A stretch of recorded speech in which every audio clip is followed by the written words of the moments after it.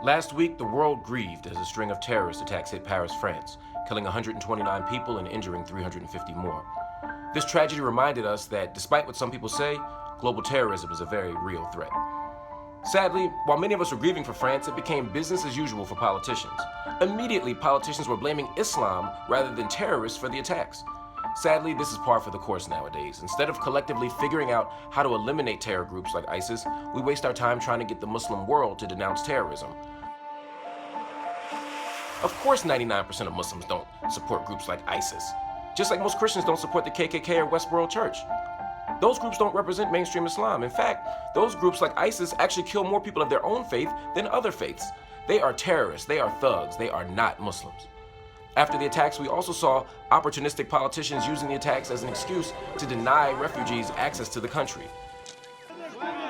These refugees are victims of a vicious civil war and acts of evil perpetrated by groups like ISIS. But instead of letting them in, 30 Republican governors rushed to make statements saying they wouldn't let them into their states. They're playing on unfounded fears that all Arabs and Muslims are terrorists, and the lie that President Obama is soft on national security. They're trying to shut the door on people when they need them the most. These are the same people who told us that all lives mattered. Well, now they're saying, well, all lives matter except Syrians. That's the most disturbing thing. Also, we see an incredible silence around the other violent tragedies that occurred last week in Lebanon and Kenya. There was some coverage, but it paled in comparison to what we saw. Sadly, too many of us have accepted the idea that death and violence is normal in some places in the world and not others. How we respond in a crisis reflects our true character. Who do we want to be?